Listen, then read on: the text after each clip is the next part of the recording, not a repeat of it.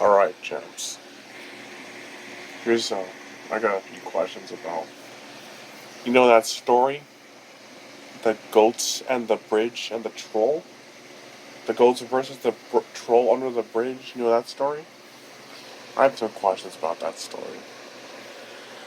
First of all, what property, the troll owns between the goat and, the square mileage of the goats, acres that they own? And you know what the policies of the government of that time were?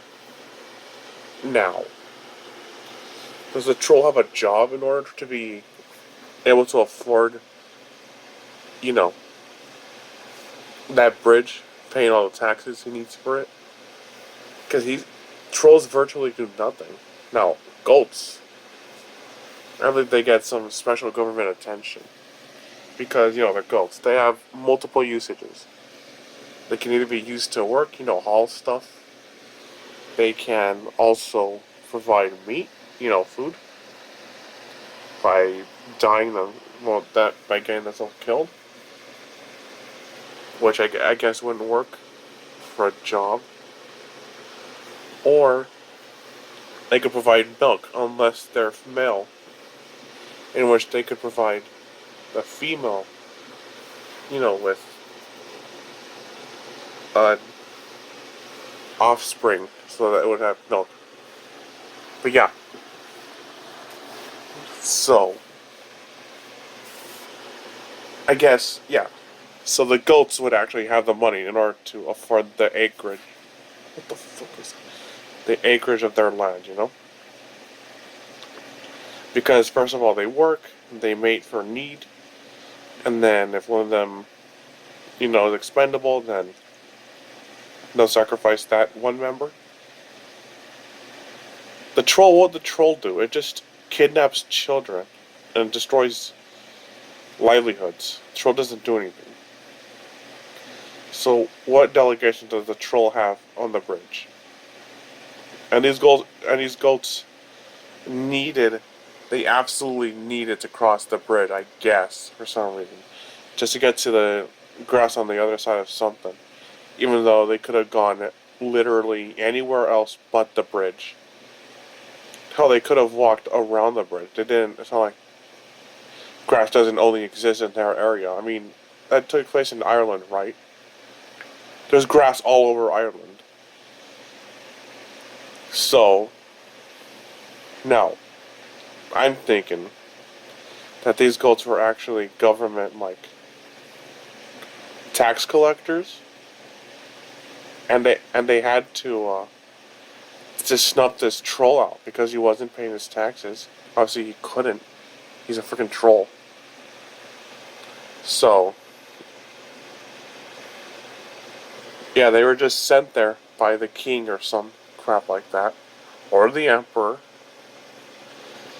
to kill this troll. And that's why they targeted the stupid greener pastures on the other side of the bridge. Again, it'd be so much easier.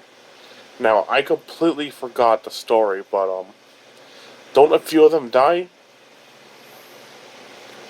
I mean, no, I don't think I think two of them two of them outsmarted the troll. And then the third one just said, "Funk this."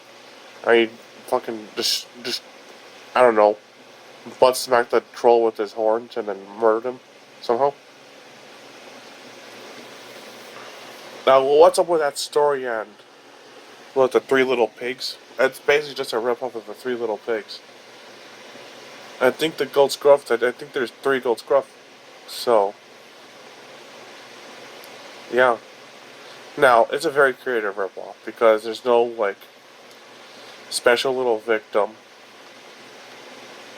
And there's a lot more malicious intent in that book. I don't know if any version of Goldilocks actually gets eaten by the bears. That's the thing about Goldilocks. Why would the bears, gore Goldilocks, They seem civilized. They have a house, alright? and they have furniture and beds. What kind of bears are these? And to top it all off, they make porridge. Who knows how to make porridge? No one even knows what porridge is. So, is it made from flour? Or is it made from cheese? I'm thinking of curds and whey. Now, I've seen cheese making processes, you know? Why would Little Miss Tuffet want to eat curds and whey? That's the nastiest thing ever. That's like eating half-made half-made cheese. It's like gooey, slimy crap. It's basically really sour noodles. It's like that. And it's old milk. That's the worst possible thing you could think of. Have you ever made cheese? I think it requires some weird stomach lining piece of crap. I wonder how other places made cheese. Thought that they didn't have cows. Did cows exist in Mexico? And like South America? Because they have their own cheese. They didn't really have many farm animals because I don't know what. So a lot of them ate like vegetarian-ish meals. But yeah, back to the fairy tale. You'd think the three girls Gruff have a relation to the three little pigs. Three little pigs. They clearly were workers. I mean, they do construction and shit. So, they probably have to pay their taxes too. The big bad wolf is clearly a beggar. No, he's not even a beggar. He's just a homeless dude that just takes. He's a petty thief. Only that he considers pigs lower life forms. So he just murders them freely and then eats them. In the original version of the story, at least. And that must mean that the three little pigs are about as intelligent, if not more intelligent than the. No, they're about as intelligent as the three bears. The bear family, of Goldilocks. Because, they both can build houses and furniture and all that. And, the Three Bears story, Goldilocks story, doesn't specify what the house is made. But it could be a brick, or it could be a really good wooden construct. And you know what? What is up with the wolf being able to blow things? Don't take that out of context. Wolves are not known for their powerful lungs. I mean, yeah, they howl, big deal. They don't howl for hours. And they don't have cheeks or lips in order to blow. Why would it blow? And how do you blow wood down? That's impossible. It's like nailed up. That pig just set it up like a freaking house of cards? How did he set up a hay? Now, here's the funny thing. I think the Three Little Pigs is actually just bricklaying masonry propaganda. It was probably made during the time that making shelters out of wood panels, logs, and then clay, mud, and straw, or hay, shoved into the crevices in order to cover it up, was being phased out.